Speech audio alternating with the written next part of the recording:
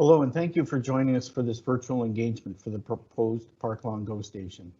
We would like to thank everyone for taking the time to join us online, especially during these difficult times with the COVID-19 pandemic. As a result of government direction and the provincial state of emergency restricting gatherings to no more than 10 people, we have decided to host this public meeting online. My name is Rob Young, and I'm a senior environmental planner with Hatch and leading consultation for this project. We would like to take a moment to acknowledge that we are on the traditional territory of many nations, in particular the Mississaugas of the Credit, the Anishinaabe, the Haudenosaunee, and Wendat peoples. We acknowledge that Metrolinx operates on these lands and has a responsibility to work with the original keepers of this territory and the many Indigenous peoples living here today. This presentation has been pre-recorded and will remain online for the duration of the project. Comments will be received for a 3-week period commencing on June 25th and closing on July 20th. Any comments which are received between June 25th and July 20th will be incorporated into the public meeting summary report. Responses to comments received will be posted online during that 3-week window. If your contact information is provided with your comments, a response will be sent directly to you via email. The proposed Park Lawn GO Station would be located in the City of Toronto and is envisioned to provide increased access to the regional transit system. The purpose of this meeting is to provide an overview of the proposed transit improvements within your community and introduce the proposed GO Station. This will include a general overview of the proposed GO Station, as well as an overview of the environmental assessment process that will be followed. This process includes various technical studies which assess the potential environmental impacts from the project. You can participate in the project by listening to the public meeting presentation and/or submitting questions and comments via email or on the Q&A platform page at engage.2150lakeshore.com/transit-EA. First Capital REIT has proposed a Park Lawn GO Station which would be located along the Lakeshore West Corridor, rail corridor.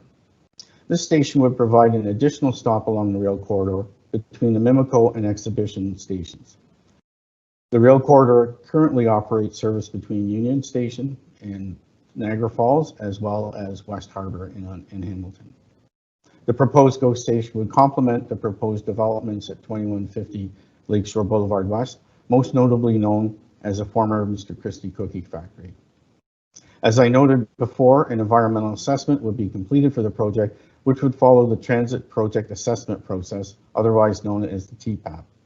This process is routinely used for environmental assessments of transit projects in Ontario. The new Park Lawn GO Station is proposed to be built through the Transit-Oriented Communities Program, which aims to deliver public transit infrastructure by leveraging third-party investment to connect more people to jobs and housing. The proposed station would include a fully accessible Park Lawn GO Station to be owned and operated by Metrolinx with high-quality connections to local transit. This figure presents a map of the Lakeshore West Rail Corridor and the location of the proposed Park Lawn GO Station within the corridor. This figure presents the proposed location and layout of the station.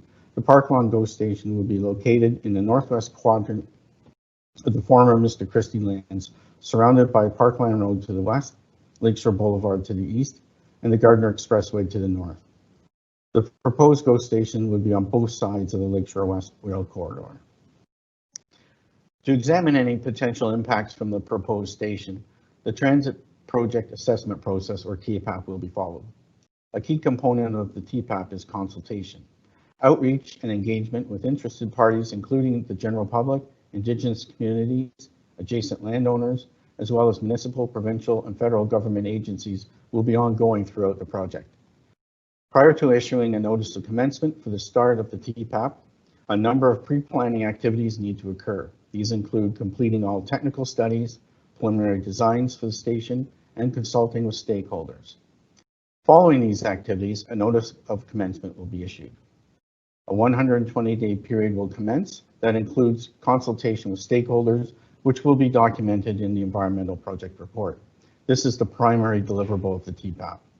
A notice of completion will then be issued, followed by a 30 calendar day public review period of the final environmental project report and a 35 calendar day ministerial review period.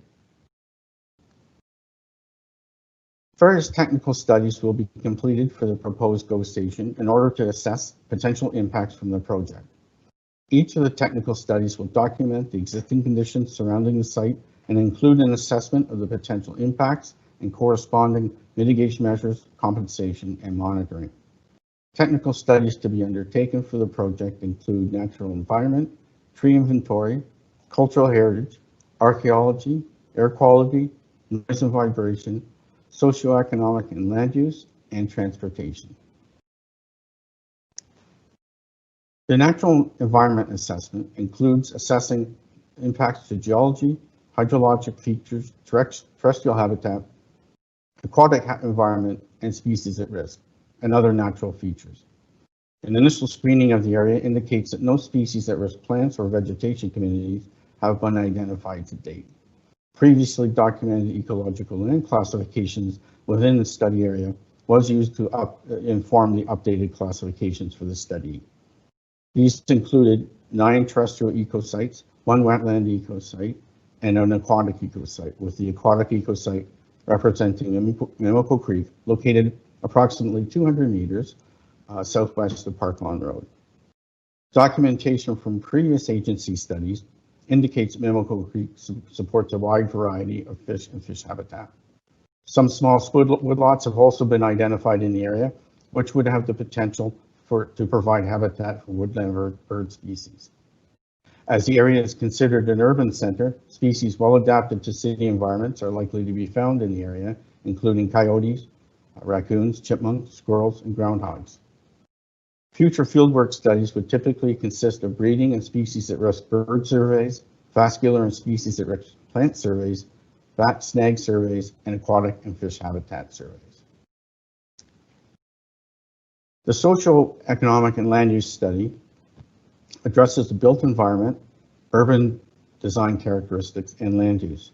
This includes characterizing neighborhood profiles, demographics, community amenities, and existing and proposed land use within the areas surrounding the proposed station. In addition, future studies, including safety and security analysis, aesthetic and visual analysis, and documentation of public realm improvements will be completed. An air quality assessment includes a compilation of background air quality data, emission factors, as well as the identification of any potential sensitive receptors. Following this, air dispersion modeling would inform the effects assessment and the development of mitigation measures, if required. A noise and vibration study includes documenting the baseline noise and vibration levels and identifying any potential sensitive receptors. Following baseline conditions documentation, assessments of the potential noise and vibration from both construction and operations will be completed in order to develop mitigation measures where needed. A cultural heritage assessment includes documenting any cultural heritage resources found within the study area. Upon initial review, the Mr. Christie Water Tower, located at the north end of the former Mr. Christie lands, has been identified as a cultural heritage resource. No provincial heritage properties or heritage conservation easements have been identified in the study area. According to the City of Toronto, there are no identified culturally valuable properties, also known as designated properties, within the study area. Following the baseline assessments, impacts to cultural heritage will be analyzed and mitigation measures will be developed. A stage 1 archaeological assessment includes the determination as to whether there are any areas of archaeological potential that was existent within the study area, and to identify potential impacts the project may cause to them. The previous assessments indicate the area has been heavily disturbed by anthropogenic activities, which usually indicates a low potential for archaeological resources. In addition, there is a small portion of the study area identified to have archaeological potential near Mimico Creek. Following the documentation of baseline conditions, impacts on areas identified with archaeological potential will be assessed and appropriate mitigation measures will be developed. The transportation study identifies existing transportation conditions, policy reviews, and assesses potential impacts from the project. Traffic created by the proposed GO station, as well as associated traffic studies, including a review of near-term and long-term transportation network changes, will be completed in order to identify potential impacts and develop an appropriate mitigation measures. The next steps in the transit project assessment process in relation to the proposed Park Lawn GO station include the completion of technical reports that will inform any potential impacts and associated mitigation measures. In the fall of 2020, a second public meeting will be held following the notice of commencement.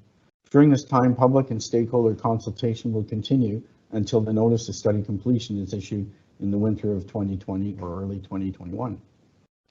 Public and stakeholders will then have the opportunity to review the environmental project report before the Minister of Environment, Conservation and Parks reviews the final submission. So how can you have your say? Due to the COVID-19 pandemic, we have shifted our consultation and engagement to a virtual platform where you can learn more about the project and provide your comments. To submit a question or comment, email us at transitea@2150lakeshore.com or go to the Q&A platform at engage.2150lakeshore.com/transitea. If your contact information is provided with the comments, a response will also be sent directly to you by email. Any comments received between June 25th and July 20th will be summarized and incorporated into the public meeting summary report. In addition, all comments and questions will be shared with the project team and Metrolinx for consideration as they work to develop a concept plan for the station. We thank you for taking the time to listen to our presentation and to review the information we have prepared. Should you have any further information or require further information from us, please contact us through the project email at transit@2150lakeshore.com. We look forward to working with you on this exciting project.